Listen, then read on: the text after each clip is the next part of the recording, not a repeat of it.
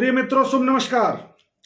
उत्थान ज्योति संस्थान में आप सभी का स्वागत है, अभिनंदन है। आज हम बात करेंगे एक बड़े पर्व की, एक बड़े व्रत की, जिसका शुभ फल व्यक्ति के जीवन में धन, वैभव, यशकीर्ति की प्राप्ति कराता है। प्रायः एक ग्रह ऐसा है जिससे डर लगता है। समाज में अधिकांश लोग भयभीत होते हैं शनि के प्रभाव से। शनि नाम से ही एक नकारात्मकता, एक डर का बोध हो जाता है। शनि की ढैया हो, शनि की साढ़े साती हो, शनि का महादशा हो तो नुकसानदायक ही है, ऐसा नहीं है। शनि देव न्याय करता है, न्यायाधीश हैं, आपको आपकी कर्मों का फल प्रदान करते हैं। महत्वपूर्ण यही है ना कि आप कर्म करें और फल ना मिले, यह गड़बड़ है। आप कर्म करें और फल मिले, यह महत्वपूर्ण है। तो आपके कर्मों के फल के प्रदायक ग्रह के रूप में जाने जाते हैं शनिदेव महाराज। इनसे डर लगता है, तो इनको खुश कैसे किया जाए, इनको प्रसन्न कैसे किया जाए, कौन सा व्रत करें, कौन सा नियम करें कि जिससे इनके शुभ फलों की प्राप्ति हो जाए, इसकी बात हम करेंगे। लेकिन इसकी शुरुआत करते हैं एक कहानी से।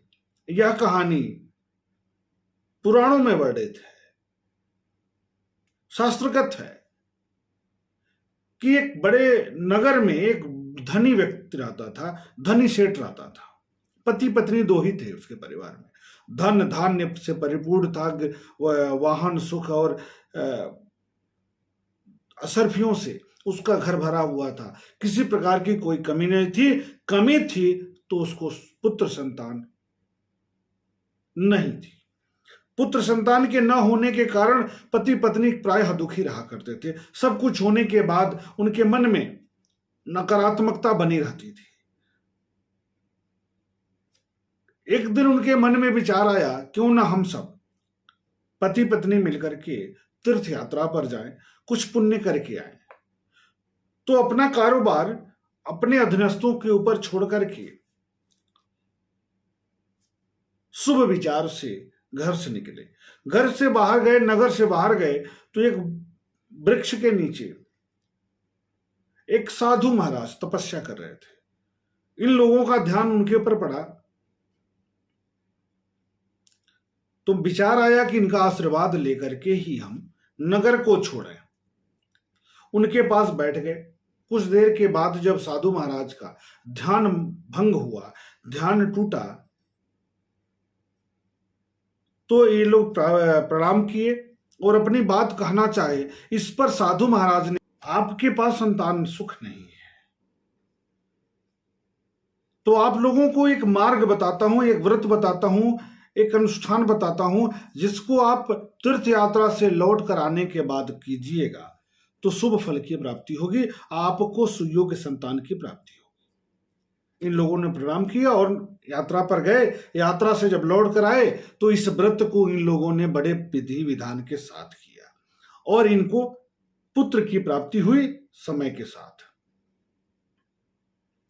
तो कौन सा व्रत था जो उस महात्मा ने, उस साधु ने इन लोगों को बताया? वह व्रत था शनि प्रदोष व्रत। शनि प्रदोष व्रत करने से सुयोग्य संतान की प्राप्ति होती है, पुरुष हो या स्त्री कन्या, दोनों में से कुछ भी हो, आपकी संतान योग्य होगी, योग्य संतान की प्राप्ति होगी इस व्रत को करने से, ऐसा शास्त्रों में विधान है। तो इस वर्ष यह व्रत है कब? तो यह है शनि प्रदोष व्रत। ऐसे तो कई बार पड़ता है, लेकिन भाद्रपद शुक्ल पक्ष के प्रदोष के दिन शनि प्रदोष पड़ रहा है। 18 सितंबर 2021 दिन शनिवार को पुत्र की कामना से संतान की कामना से इस व्रत को किया जाता है और इस दिन व्रत रहिए, भगवान भोलेनाथ और शनिदेव महाराज दोनों की पूजा करिए, आराधना करिए। यही इस व्रत का विधान है, सरल है। पूरे दिन व्रत रहिए और सायंकाल प्रदोष काल में ही भगवान भोलेनाथ का और शनिदेव महाराज की पूजा कर लीजिए, आराधना कर लीजिए, व्रत संपूर्ण हो जाता है। तो निसंदेह इस व्रत को करने से जो लाभ की प्राप्ति होगी, आप सब भी इस व्रत को करिए। और वे लोग विशेष तौर पर जिनको किसी न किसी रूप से संतान के सुखों में कमी है, भगवान भोलेनाथ और शनिदेव महाराज आप सभी की मनोकामनाओं को पूर्ण करें। इसी कामना के साथ मिलेंगे हम नए विषय को लेकर के, नए कार्यक्रम के साथ में। तब तक आप कार्यक्रम को शेयर कर दीजिए और लाइक कर दीजिए, बेल आइकन दबा दीजिए, जिससे कि हम साप्ताहिक राशिफल और अन्य महत्वपूर्ण विषय आप लोगों तक पहुंचाते रहें, आपको मिलता रहे और आप सब कार्यक्रम देखते रहें, लाभान्वित होते रहें। इसी के साथ शुभ नमस्कार।